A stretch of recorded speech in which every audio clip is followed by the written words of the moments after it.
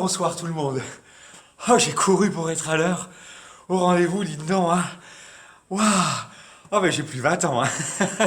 Ça m'a fatigué cette course. Et pourtant, je dois vous avouer que quand j'avais 18 ans, allez, je faisais souvent des courses. J'étais très bon en course, hein. Je courais bien, je faisais des crosses régulièrement les week-ends. Et j'étais surtout très bon en sprint. Ah oui, j'avais des bons temps sur le 60 mètres, sur le 100 mètres. Et j'ai même participé au championnat d'Alsace. Hein. Bon, je n'ai pas gagné, mais c'est pas grave. Mais ça me plaisait bien et j'étais content quand j'étais là sur la ligne de départ et j'étais prêt à courir en regardant mes concurrents à côté. Et je voyais le but au bout là et je me disais, allez Guy, il faut y aller. Et oui, je courais bien, hein.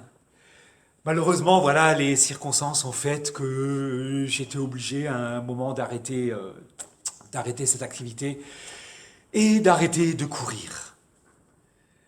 Alors voilà, je pense que vous savez peut-être déjà où j'aimerais vous emmener ce soir dans la parole de Dieu.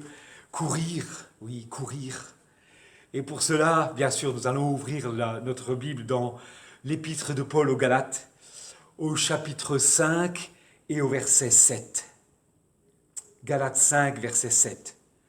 Vous couriez si bien.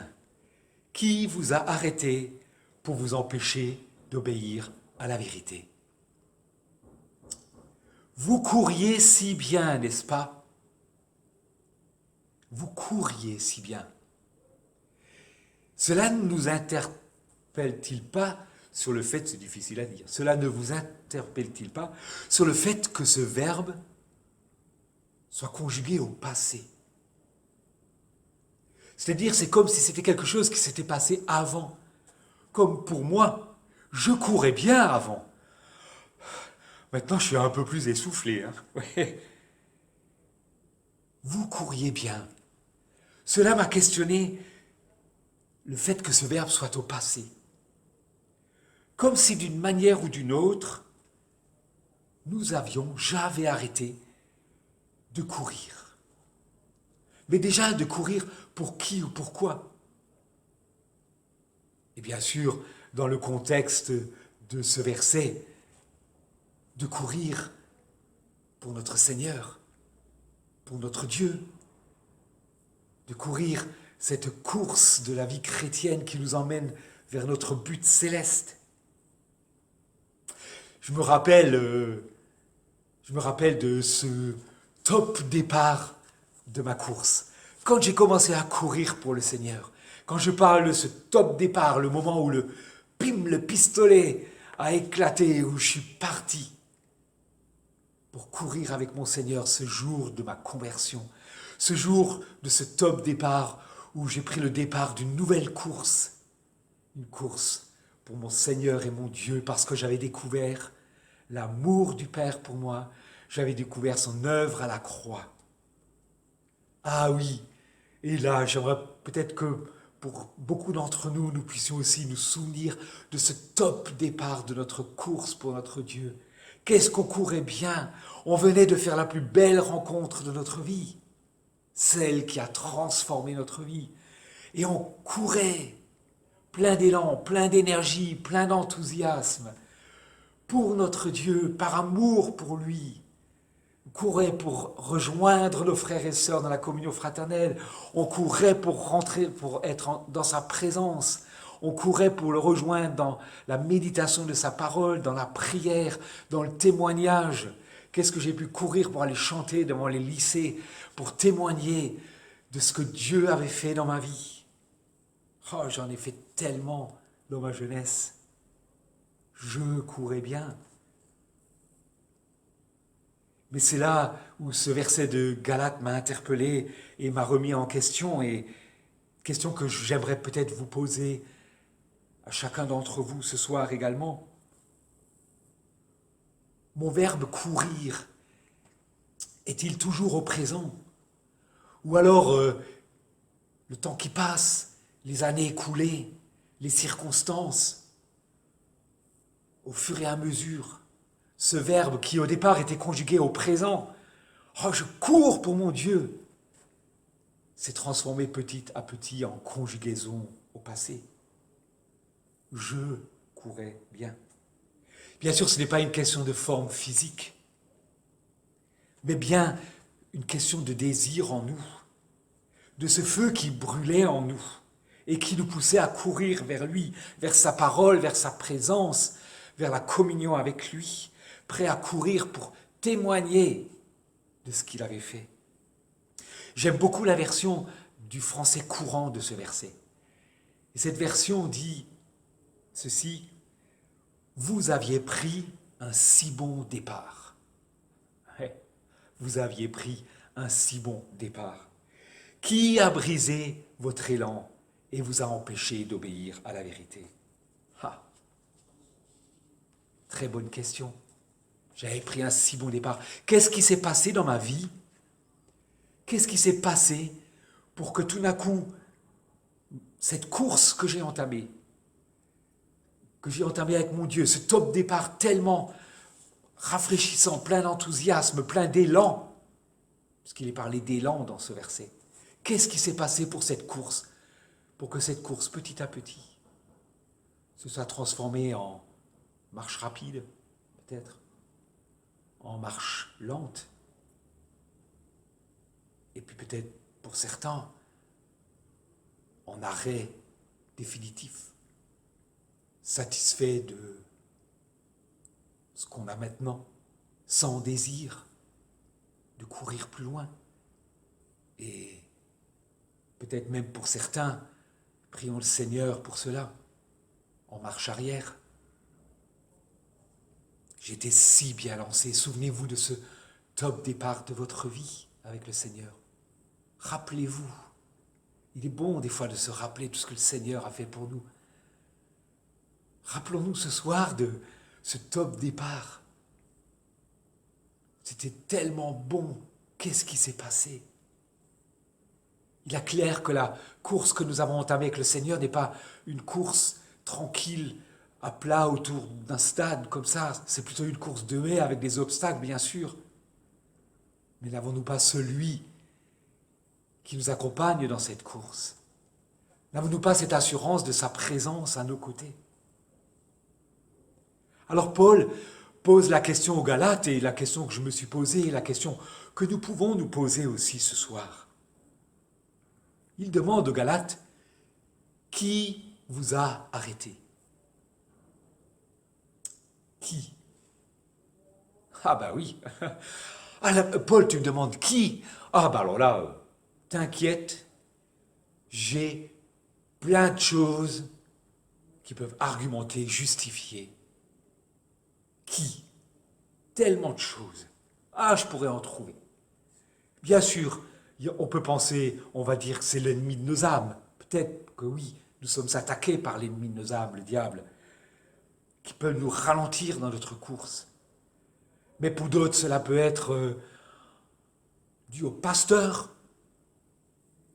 prédicateur, à l'église, à un frère ou à une sœur qui nous a blessés, à une équipe de louanges qu'on ne trouve pas au top, à des prédications qui ne nous font pas progresser, peut-être à ce monde, à la famille, au travail, au patron, à la vie de tous les jours, tellement d'excuses. Peut-être pour certains même, justifier d'arrêter de courir simplement le fait que Dieu n'ait pas répondu de la manière que l'on souhaitait à nos prières. Tellement de choses qu'on pourrait mettre derrière ce qui pour excuser, justifier, argumenter le fait que je n'ai plus ou moins de désir de courir pour notre Seigneur. Pour que cette flamme brûlante en nous est petit à petit diminuer. Et bien sûr, en y réfléchissant et en y pensant, j'ai répondu à cette question. C'est bien beau de vouloir mettre la faute, s'excuser, trouver des arguments. Et peut-être que Il y a des choses vraies, des circonstances vraies qui font que. Mais j'ai préféré être honnête avec notre Seigneur et notre Dieu, et derrière ce qui, j'ai mis quelqu'un d'autre. J'aimerais peut-être vous poser cette même question à vous.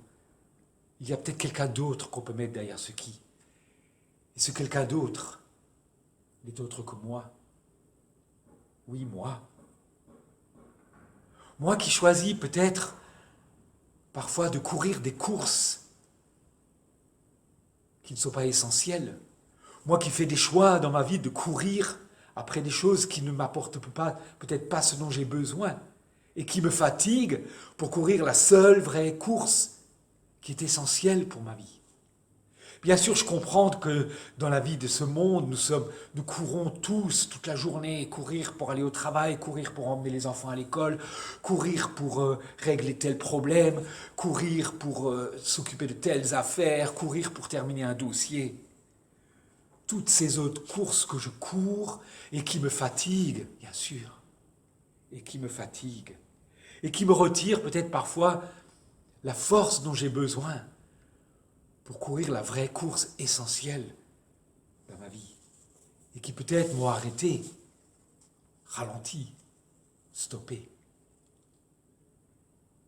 Notre Seigneur et notre Dieu n'a qu'un désir, c'est que nous puissions aussi souvent que possible, en faisant les bons choix dans nos courses, en choisissant la bonne course.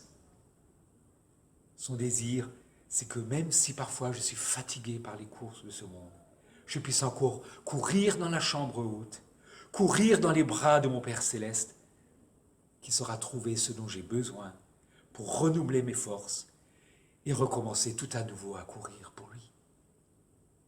Nous courons tellement de courses, des fois inutiles.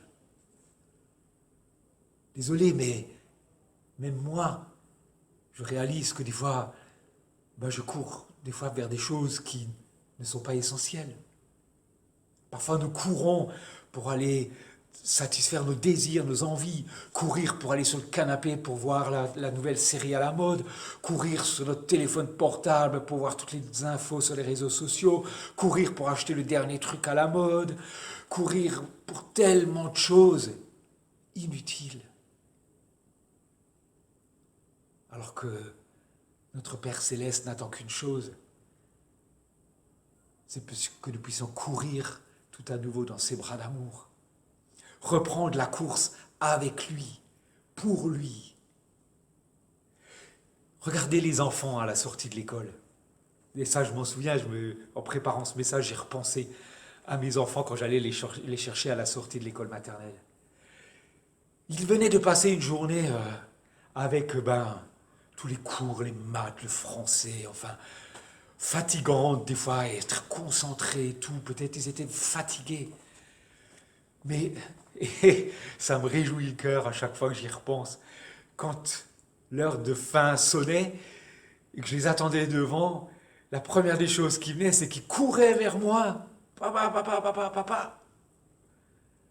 Malgré leur fatigue, malgré tout ce qu'ils venaient de vivre dans la journée, ils couraient vers moi. Et là, ils me racontaient tout ce qui s'était passé dans la journée, tout ce qu'ils avaient vécu, leur déception, parfois leur tristesse, mais aussi leur joie, tout ce qu'il y avait.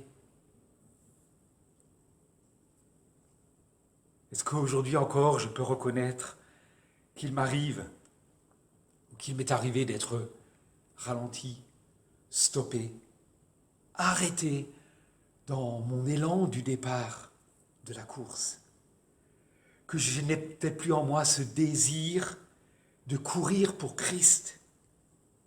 Peut-être que oui, que certaines personnes, certaines choses, certaines circonstances dans la vie ont pu être la cause de cela, mais j'aimerais peut-être déjà que nous puissions regarder en nous-mêmes et regarder peut-être, réaliser que des fois, nous courons après des choses qui nous fatiguent, qui nous usent, mais qui ne sont pas essentielles par rapport à la seule course qui pour nous est essentielle. Peut-être demander encore à notre Seigneur de mettre en nous ce désir de courir pour lui. d'avoir simplement, on pourrait dire, cette intention de cœur qui n'est plus la même qu'au départ. Notre cœur ne brûlait-il pas au-dedans de nous? Ne brûlait-il pas? Brûle-t-il encore pour courir pour notre Dieu? Paul précise dans le verset de Galates, pour vous empêcher d'obéir à la vérité. Obéir à la vérité est un donc. Obéir à la vérité. Qui est la vérité? Si ce n'est notre Seigneur lui-même. Jean 14, verset 6 nous dit, Jésus dit lui-même, je suis le chemin, la vérité et la vie. Ma course a peut-être été arrêtée, stoppée, par désobéissance à la vérité, désobéissance à notre Dieu lui-même. Alors, revenons à lui, car comme le dit sa parole, il est fidèle et juste pour nous pardonner si nous savons confesser nos péchés. Aujourd'hui, notre Dieu t'invite encore, nous invite encore à reprendre la course, à venir courir dans ses bras d'amour déjà. C'est son désir. Mais surtout, à reprendre cette course que nous avions prise dès le départ. La plus belle course que nous pouvons faire. La plus belle course que nous pouvons faire. Celle pour et avec notre Dieu. Et une course qui ne nous fatiguera pas physiquement, je parle. Mais une course où pas à pas, foulée après foulée, notre force sera renouvelée. Notre vie sera rafraîchie par celui, et il nous l'a promis, qui court à nos côtés.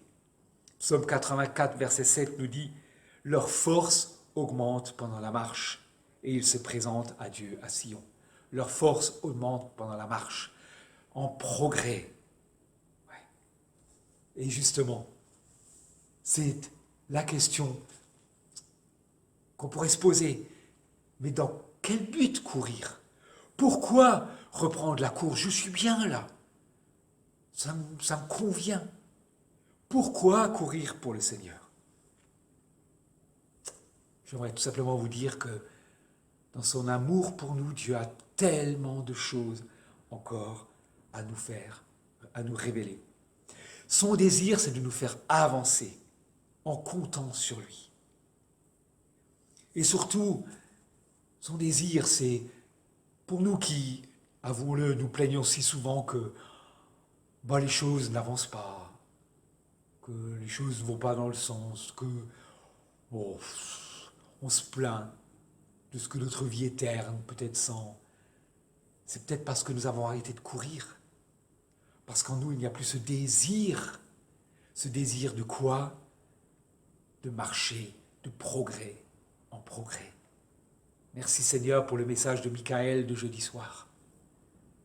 De marcher de progrès en progrès. La croissance. Courir pour avancer, pour aller plus loin, parce que notre Dieu a tellement de choses en réserve pour nous. Mais pour cela, nous avons besoin de reprendre la course, de reprendre cet élan, de revenir à lui. Il désire ce rafraîchissement dans notre vie. Il désire ce renouvellement dans notre vie.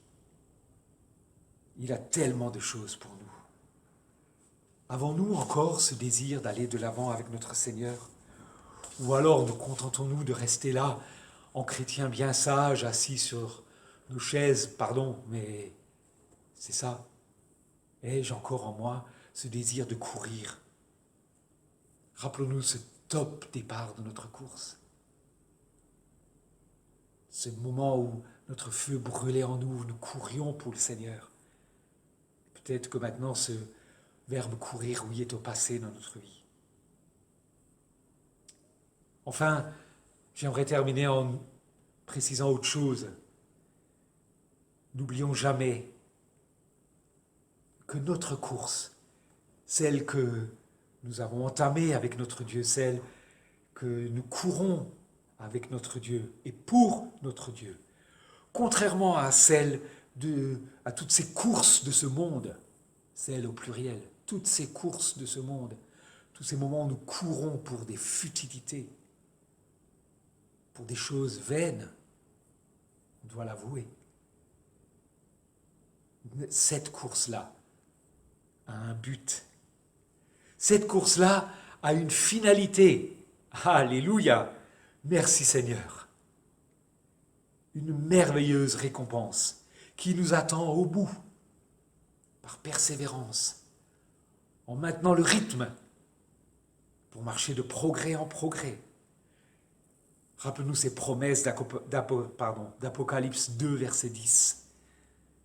Sois fidèle jusqu'à la mort, et je te donnerai la couronne de vie.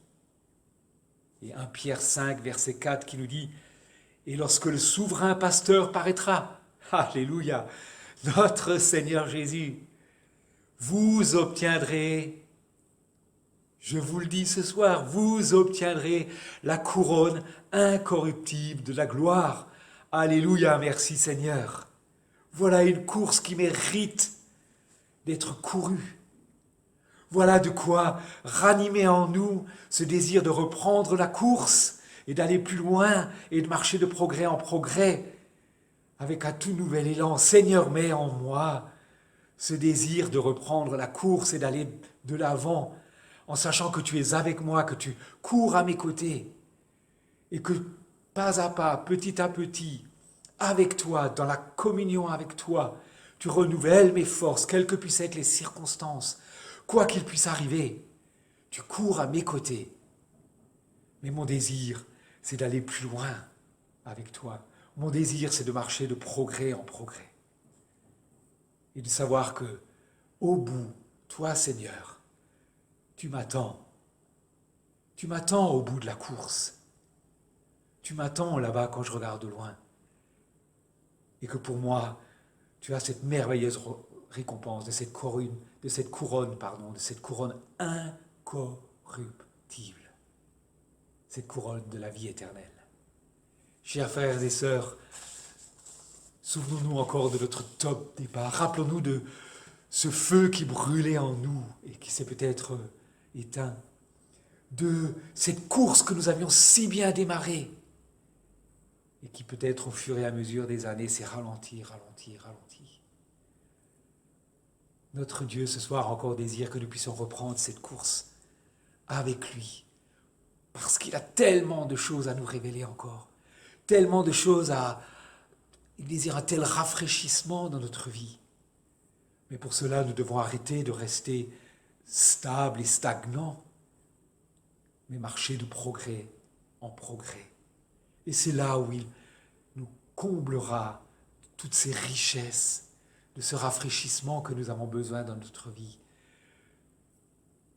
Soyez bénis, que le Seigneur vous encourage, que le Seigneur vous bénisse, et qu'ensemble nous puissions courir pour non pas pour ces couronnes corruptibles de ce monde, mais pour cette couronne incorruptible de la vie éternelle.